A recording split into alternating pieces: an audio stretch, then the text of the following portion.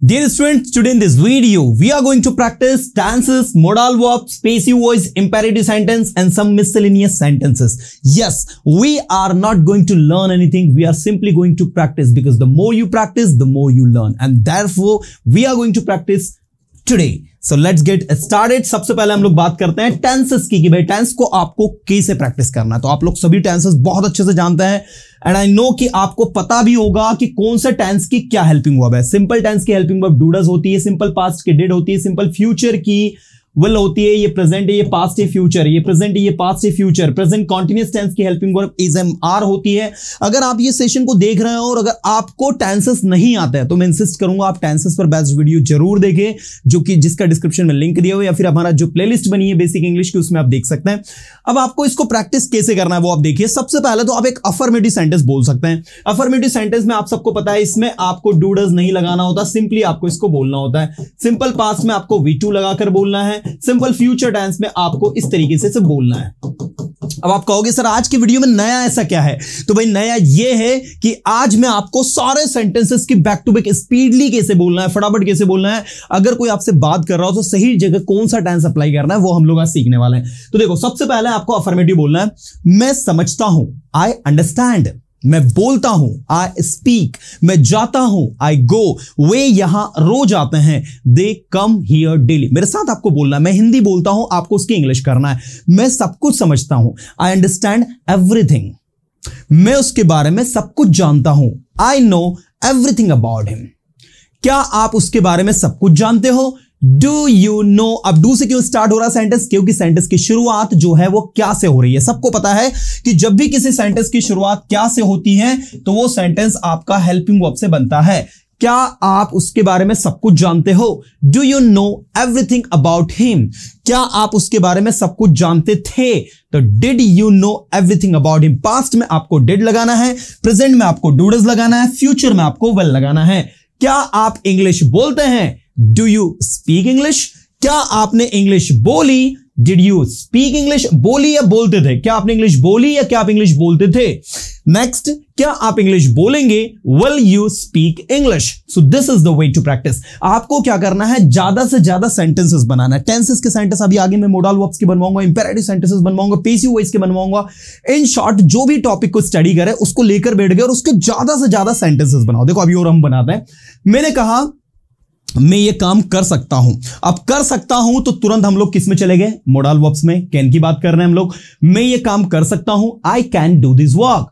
मुझे वहां जाना चाहिए, आई शुड गो देयर। मैं वहां जा रहा हूं। जब भी कोई काम कर रहे हो, मैं वहां जा रहा हूं तो क्या कहेंगे आप? I am going there. Present continuous tense. मैं सो रहा था जब आप आए, I was sleeping when you केम।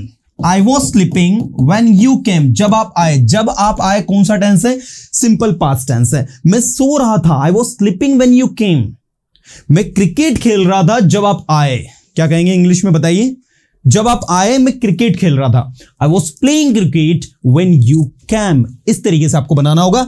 ऐसे ही कल इस टाइम पर जो काम हो रहा होगा, कल इस टाइम पर मैं कुछ नया पढ़ा रहा हूंगा। I will be teaching something new on this time tomorrow. मैंने अपना काम कर लिया है। I have done my job.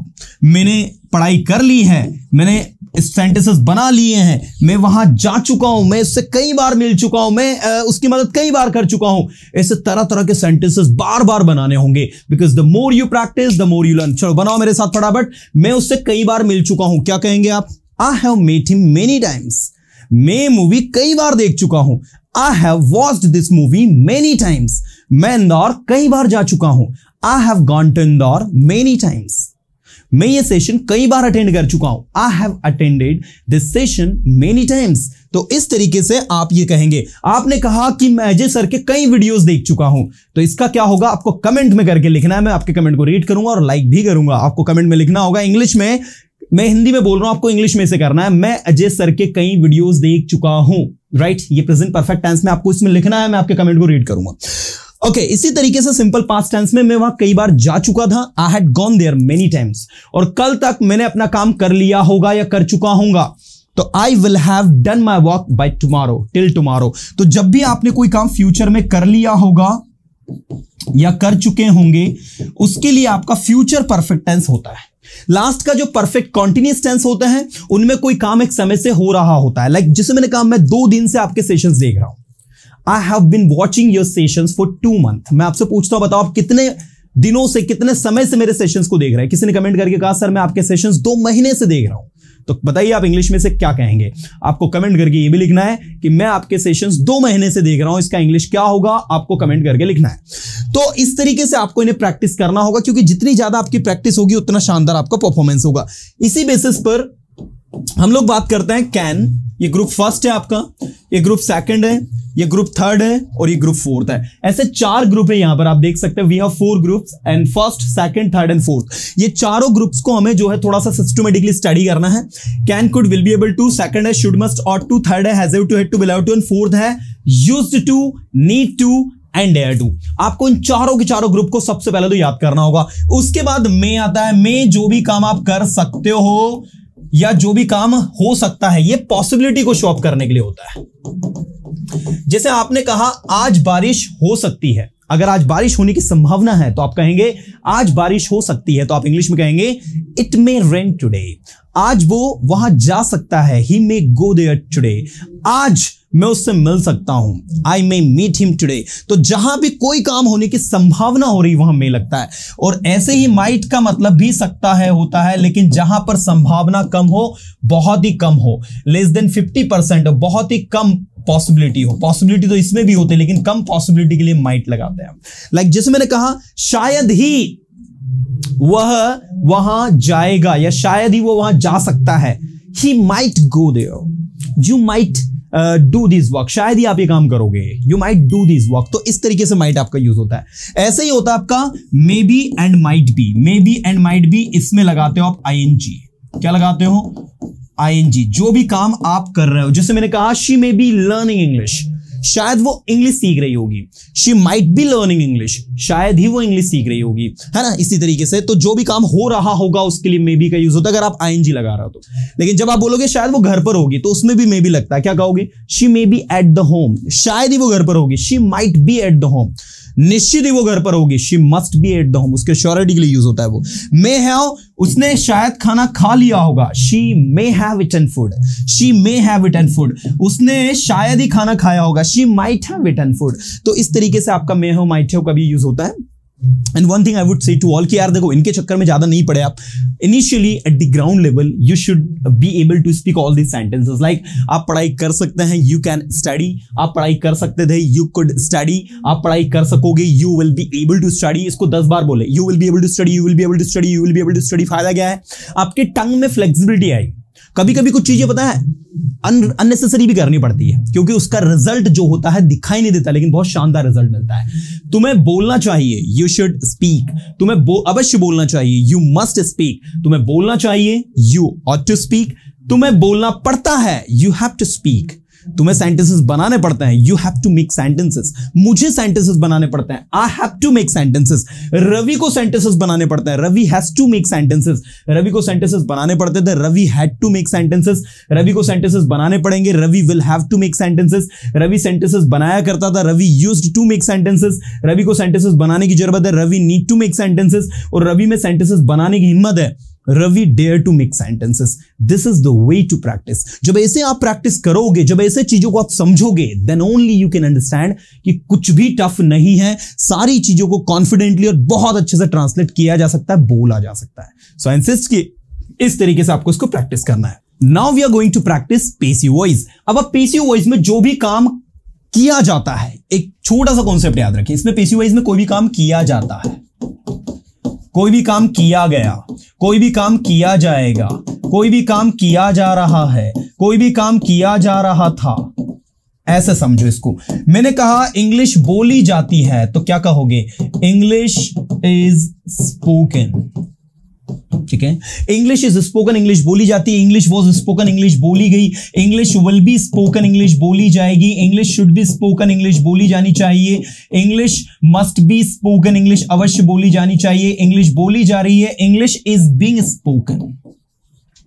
Now you can see dear students, English बोली जा रही है तो आप क्या बोल रहे हो? English is being spoken. English बोली जा रही है, English is being spoken. English बोली जा रही थी, English was being spoken. English बोली गई है या बोली जा चुकी है, English has been spoken. English had been spoken और English will have been spoken. तो इस तरीके से ये आपका बनता है, जिसको कि आपको समझना है, इसके यूजेस को प्रैक्टिकली समझना है।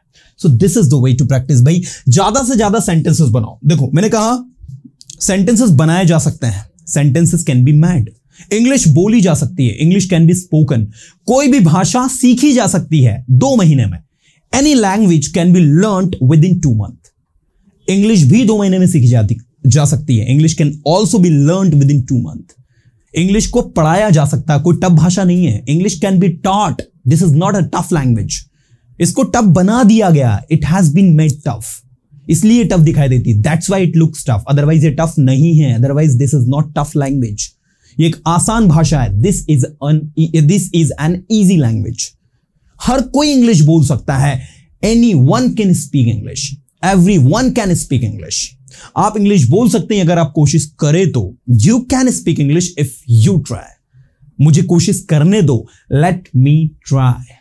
मुझे वहां जाने दो, लेट मी गो। मुझे इंग्लिश पढ़ाने दो, लेट मी टीच इंग्लिश। मुझे सेंटेंसेस बोलने दो, लेट मी स्पीक सेंटेंसेस। जब भी किसी को कोई काम करने दे, मैंने कहा मुझे सोचने दो, लेट मी थिंक। ओसी का मतलब होता है ऑब्जेक्टिव केस।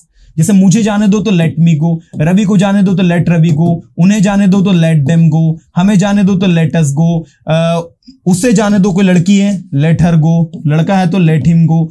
तो इस तरीके से ये सारे वर्ड आपके ऑब्जेक्टिव केस है। तो सबसे पहला एक इंपेरेटिव सेंटेंस जो बहुत यूज होता है, जो आपको पता होना चाहिए। इसके अलावा एक जो कॉमन इंपेरेटिव सेंटेंस है जिसका हम यूज करते हैं, वहां जाइए, गो देयर, सुनिए, लिसन, समझिए, अंडरस्टैंड, समझाइए, एक्सप्लेन, कुछ नया सोचिए, थिंक समथिंग न्यू, दूसरों की मदद कीजिए, हेल्प अदर्स, स्टेज पर आइए, कम ऑन द स्टेज, पढ़ाइए, टीच। तो इस तरीके से आपको इसको बार बार प्रैक्टिस करना होता है। तो ये आपके इंपेरेटिव सेंटेंसेस होते हैं। अच्छा, मिससेलेनियस सेंटेंस में क्या क्या हो सकता है? करो जो आप कर सकते हो। क्या कहेंगे इंग्लिश में? बोलो, डू व्हाट यू कैन। अब आप कहोगे सर व्हाट का मतलब तो WH वर्ड होता है। जी नहीं, यहां पर व्हाट का मतलब जो निकल रहा है। डू वॉट यू कैन, करो जो आप कर सकते हो, और करो जैसा मैं कहता हूं। डू एज आई से। तो यहां एज का मतलब निकल रहा है जैसा, यहां एज का मतलब निकल रहा है जो। करो जो आप कर सकते हो, करो जैसा मैं कहता हूं। डू एज आई से, do what you can, you know. तो ये यहां पर व्हाट है, यहां पर एज है। एज जो है जैसा का मतलब दे रहा है, व्हाट जो है जो का मतलब दे रहा है। मैं उस लड़के को जानता हूं जो आपकी मदद कर रहा है। I know the boy who is helping you. क्या आप उस लड़के को जानते हो जो मेरी मदद कर रहा है? Do you know the boy who is helping me? Yes, मैं उसे बहुत अच्छे से जानता हूं। Yes, I know him very well. वो आपका दोस्त है, ही इज योर फ्रेंड। मैं उसके बारे में कुछ नहीं जानता, I don't know anything about him. वहां जाइए और उसकी मदद कीजिए। Go there and help me. आपको सोचना चाहिए, यू शुड थिंक। आपको कुछ नया करना चाहिए, you should do something new. आपको बोलने की जरूरत है, यू नीड टू स्पीक। आपको पढ़ाने की जरूरत है, you need to teach. This is the way to practice. The more you practice, the more you learn. And that's why, dear students, just do practice. Because if you are practicing, trust me, you will surely improve yourself very well. I'm just going to end this video today. And let me tell you again कि आपको घर पर ज्यादा से ज्यादा practice करनी है, क्योंकि आपकी प्रैक्टिस ही आपको एक अच्छा इंग्लिश स्पीकर बनाएगी। चलिए मिलूंगा नेक्स्ट वीडियो में कुछ अच्छे और कंटेंट के साथ में। Till then, tata bye, have a good day to all.